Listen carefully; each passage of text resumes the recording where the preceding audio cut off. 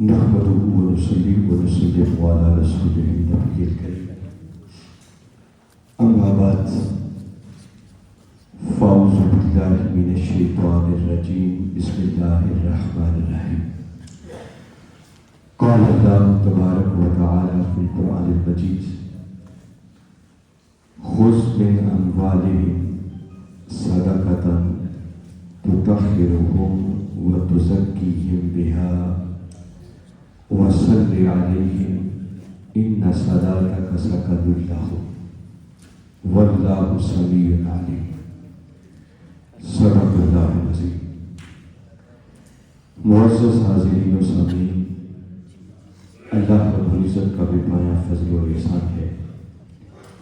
کہ جس نے اپنی توفیق خاص اور حضور نبی اکرم صلی اللہ علیہ وآلہ وسلم کے نعرین مبارک کے تصدق سے ہمیں عید الفطر کا یہ عظیم دن عطا فرمائے۔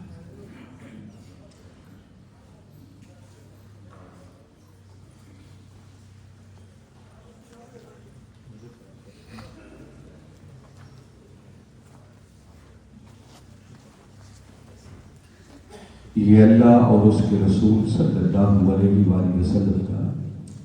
خاص کرم ہے، اور اس پر ہم جتنا بھی شکر ادا کریں میں سمجھتا ہوں کم ہے کہ ایک تو ہماری زندگیوں کے اندر ہمیں رمضان المبارک جیسی عظیم نعمت عطا فرمائی، اور پھر اس نعمت کے اینڈ پر ہمیں یہ عید الفطر کا عظیم دن عطا فرمایا۔ عید اس کا لفظی معنی خوشی ہے، جس کا معنی ہے کہ یہ خوشی کا دن بھی ہے، مگر سچی بات یہ ہے کہ یہ خوشی کا دن ان کے لیے ہے جنہوں نے صحیح معنوں میں رمضان المبارک کو اللہ اور اس کے رسول صلی اللہ علیہ وآلہ وسلم کے احکامات کے مطابق گزارا، اور جنہوں نے صحیح معنوں میں رمضان کو گزار کر تقویٰ کی دولت حاصل کرنے کی کوشش کی اور اپنے من کو تقویٰ کے نور سے مزین کر دیا، ان کے لیے تو واقعتاً یہ دن خوشی کا دن ہے، اور جنہوں نے اللہ اور اس کے رسول کے احکامات کے مطابق رمضان کو نہ گزارا ان کے لیے یہ دن یہ وعید کا دن ہے، ان کے لیے سوچنے کا دن ہے، اللہ کے حضور توبہ کا دن ہے، وقت کا دن۔ آج کی اس نشست میں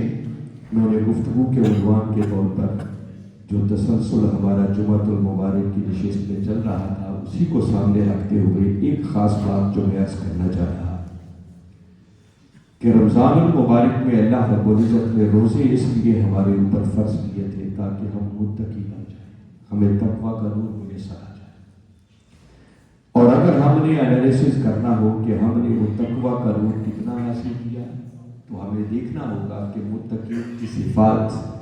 یہ پورا ماہ رمضان گزرنے کے بعد ہمارے اندر کتنی پیدا ہو۔ وہ سورہ بقرہ کی روشنی میں نے جمعۃ المبارک کی نشست میں عرض کیا تھا کہ اللہ رب العزت نے بالکل سورہ بقرہ کی ابتدا میں اس بات کا اعلان کر دیا کہ اگر جاننا چاہتے ہو کہ متقی کون ہے تو باری تعالیٰ نے اس مقام پر متقین کی 6 صفات بیان کی۔ فرمایا الف لام میم ذالک الکتاب لا ریب فیہ ھدی للمتقین۔ یہ قرآن وہ عظیم کتاب ہے جس میں کسی شک کی کوئی گنجائش نہیں،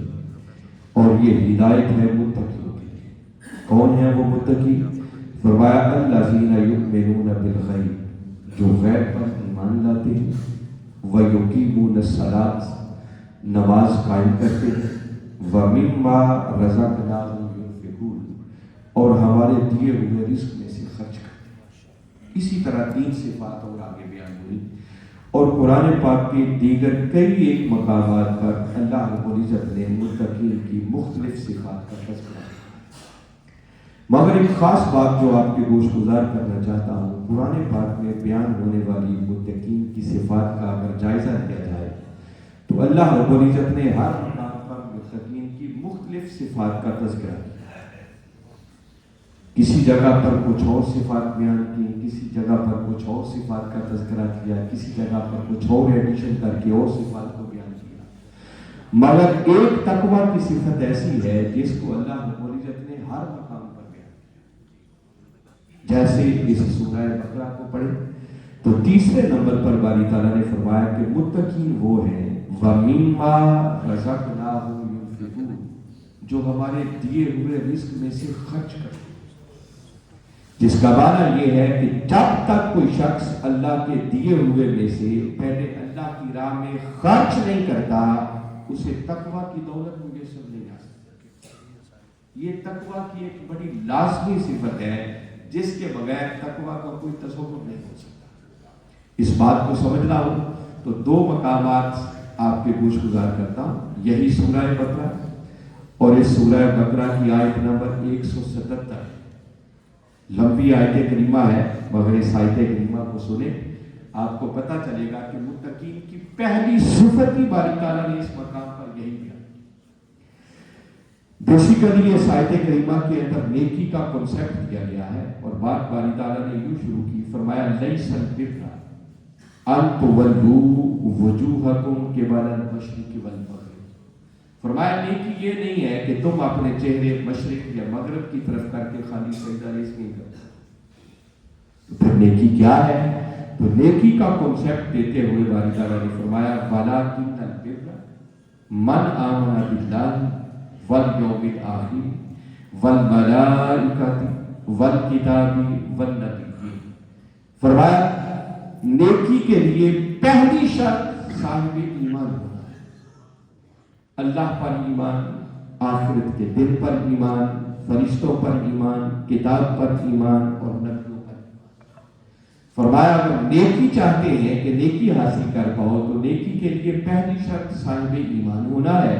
اور جب تمہیں ایمان کی دولت میسر آ گئی اور اب جاننا چاہتے ہو نیکی کیا ہے تو باری تعالیٰ نے اس مقام پر جو پہلے نمبر پر ایمان کے بعد بات کی فرمایا وَآتَ الْمَالَ عَلَىٰ حُبِّهِ ذَوِي الْقُرْبَىٰ وَالْيَتَامَىٰ وَالْمَسَاكِينِ وَابْنَ السَّبِيلِ وَالسَّائِلِينَ وَفِي الرِّقَابِ. فرمایا ایمان لانے کے بعد نیکی یہ ہے کہ پھر کوئی اپنا مال اس مولا کی محبت کی خاطر اس کی غریب مخلوق پر خرچ کرے. تو یہاں مال خرچ کرنے کی بات کی اور ساتھ آگے فرمایا وَأَقَامَ الصَّلَاةَ وَآتَ الزَّكَاةَ، پھر وہ نماز قائم کریں، وہ زکوٰۃ ادا کریں. وَالْمُوفُونَ بِعَهْدِهِمْ إِذَا عَاهَدُوا، اور جب کسی سے عہد کر لیں تو پھر وہ عہد کو پورا کریں. وَالصَّابِرِينَ فِي الْبَأْسَاءِ وَالضَّرَّاءِ، اور پھر وہ فراخی میں بھی تنگی میں بھی ہر حال میں اللہ کی راہ میں خرچ کرنے والے ہوں، تنگ دستی میں بھی مصیبت میں بھی اللہ کی راہ میں خرچ کرنے والے ہوں. وَحِينَ الْبَأْسِ، اور جنگ کے موقع پر. یہ ساری صفات بیان کر کے جب آیت کریمہ کا اینڈ کیا تو حسن کے ساتھ باری تعالیٰ نے دو باتیں کی. فرمایا اولئک الذین صدقوا، وہ لوگ جو اپنے اندر ان صفات کو پیدا کر لیتے ہیں حقیقت میں یہی سچے لوگ ہیں. اور پھر حسن کے انداز میں اینڈ کیا وَأُولَئِكَ هُمُ الْمُتَّقُونَ، اور جو لوگ ان صفات کو اپنے اندر پیدا کر لیں فرمایا حقیقت میں یہی وہ لوگ ہیں جو متقی کہلانے کے حقدار ہیں. یہ جو فرمایا اولئک هم المتقون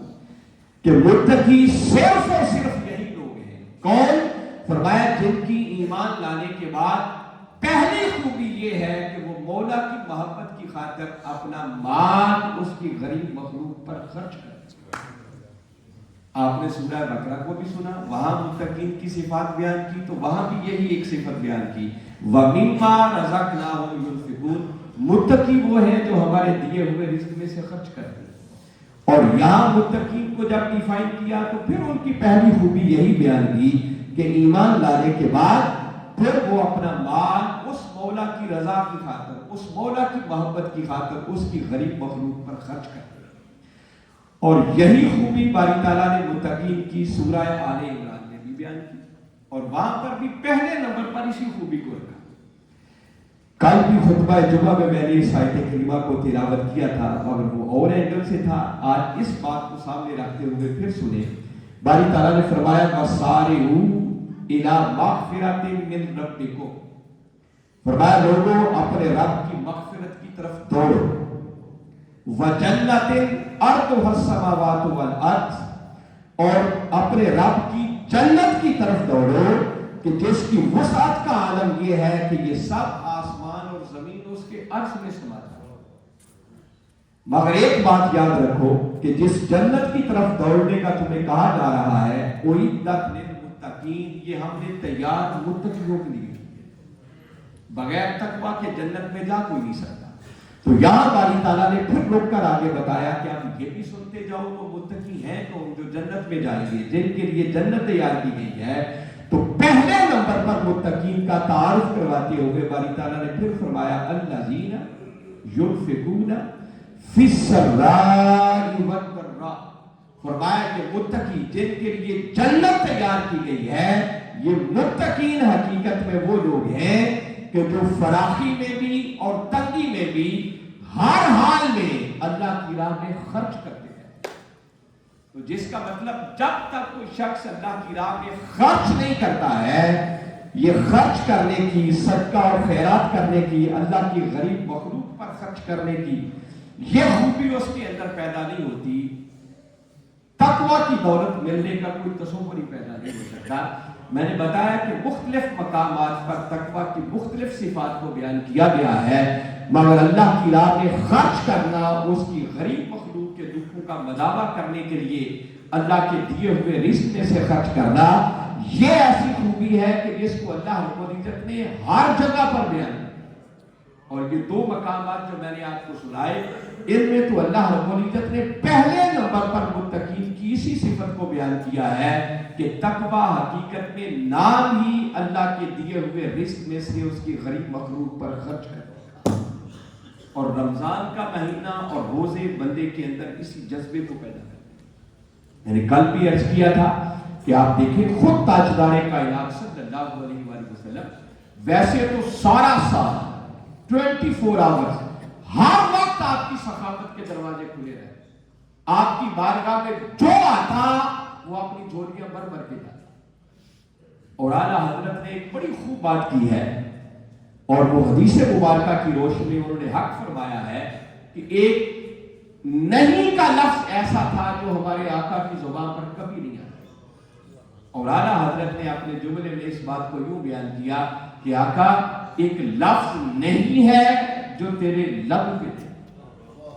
जो भी आपकी बारगाह अक़दस में आता जोलियां भर भर के जाता, कोई दुनिया मांगता उसे दुनिया अता कर देते, कोई आखिरत मांगता उसे आखिरत अता कर देते।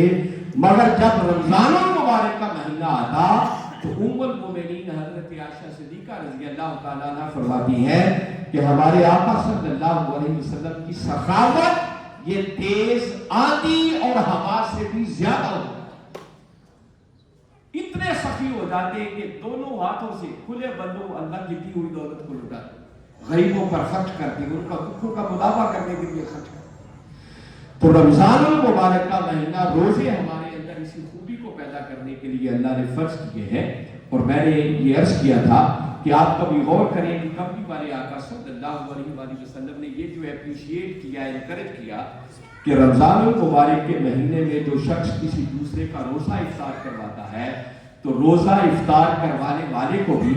अल्लाह उतना ही अजर अता करता है जितना कि रोजा रखने वाले को अता करता है। तो सहाबा किराम रिज़वानुल्लाहि अलैहिम अजमईन अर्ज़ करने लगे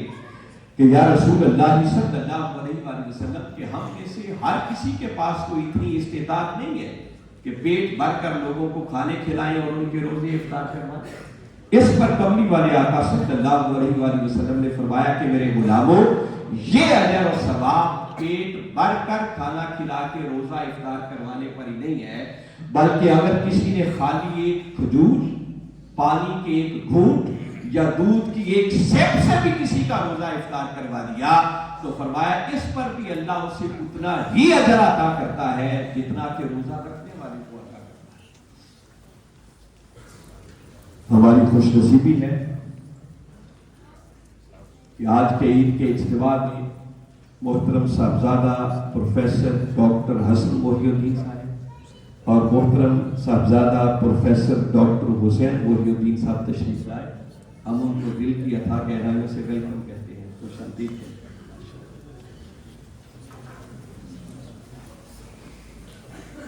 تو حاضرین مکرم میں عرض کیا کر رہا تھا کہ یہ جو تاجدار کائنات صلی اللہ علیہ وسلم نے ارشاد فرمایا کہ اگر کوئی خالی ایک کھجور، پانی کے ایک گھونٹ یا دودھ کی ایک سپ سے بھی کسی دوسرے کا روزہ افطار کروا دے تو اللہ اس پر بھی اتنا ہی اجر عطا کرتا ہے جتنا کہ روزہ رکھنے والے کو عطا کرتا ہے.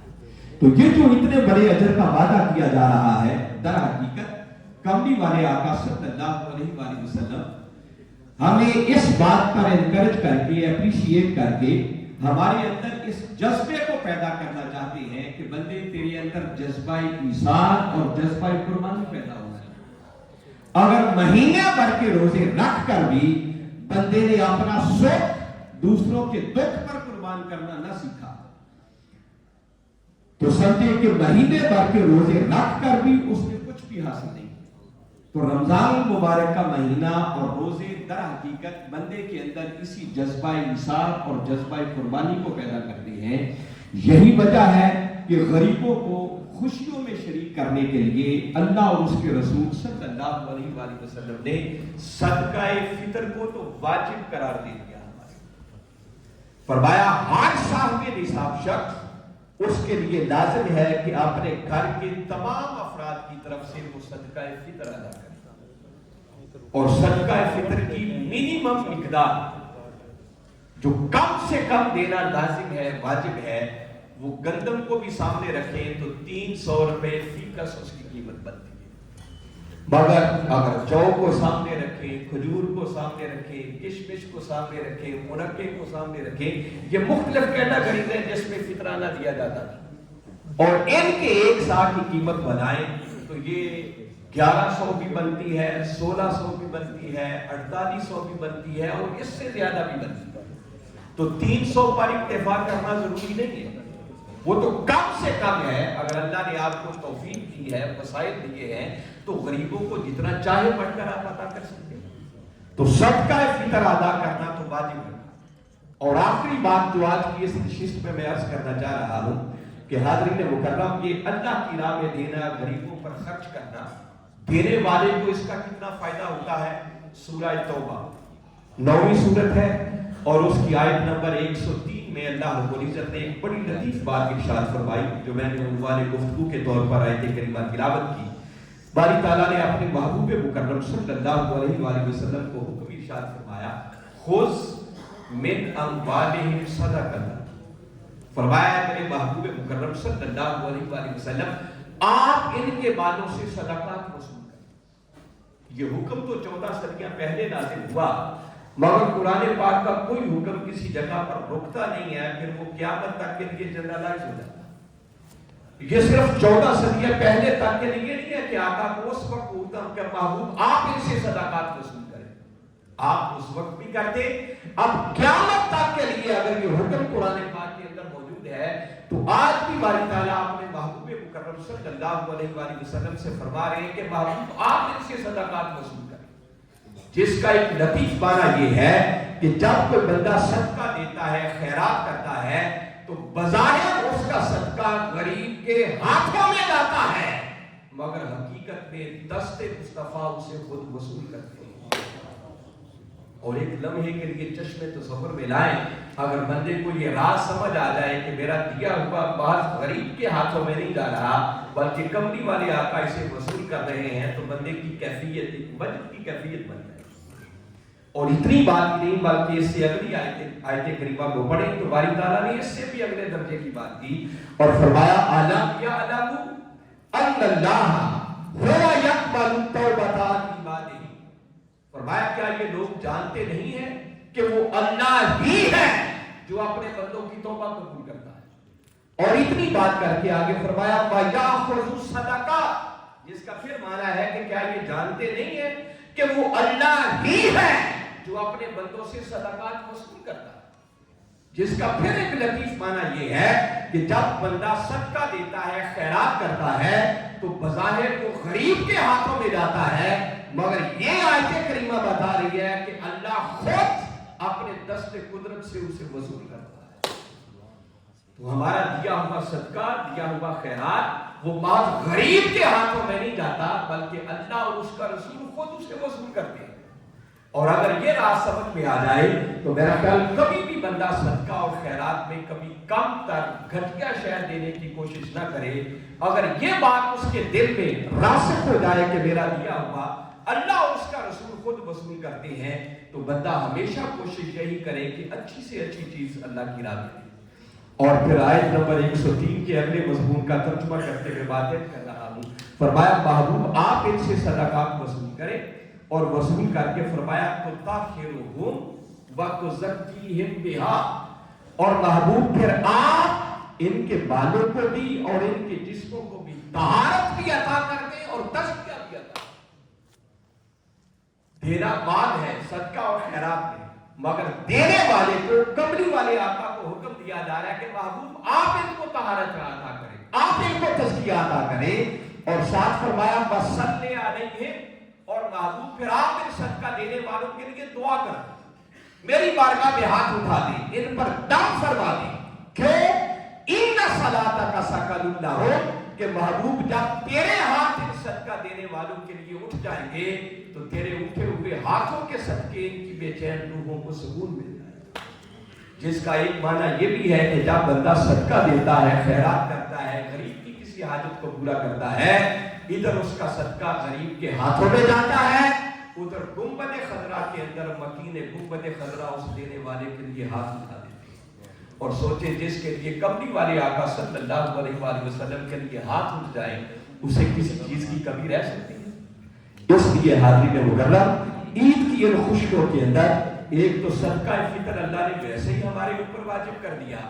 اور اس وجوب کے ساتھ بڑھ کر جتنی اللہ نے توفیق دی ہے اس کے دیے ہوئے رزق میں سے اس کی غریب مخلوق پر خرچ کریں، ان کو بھی اپنے ساتھ اپنی خوشیوں میں شریک کریں، کیونکہ صدقہ فطر کی ادائیگی کے ساتھ جو رمضان المبارک میں روزے رکھنے کے دوران، عبادات کے دوران جو کمی کجی کوتاہی رہ جاتی ہے، اللہ اسے بھی معاف فرما دیتا ہے، اور اس کے صدقے خود کملی والے آقا کی دعائیں بھی ملتی ہیں، اور اللہ کی بارگاہ سے توبہ کا دروازہ۔ آپ کی ڈونیشن، صدقات، زکوٰۃ اور فطرانے کے لیے باہر اسٹال بھی لگا ہوا ہے منہاج ویلفیئر فاؤنڈیشن کے زیر اہتمام۔ جو ساتھی اپنی ڈونیشن، صدقات دینا چاہیں وہاں پر جمع بھی کروا سکتے ہیں۔ انہی کلمات پر اکتفا کرتے ہوئے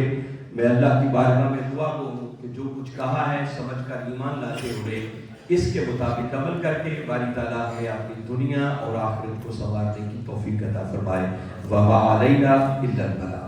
اللہ اکبر، اللہ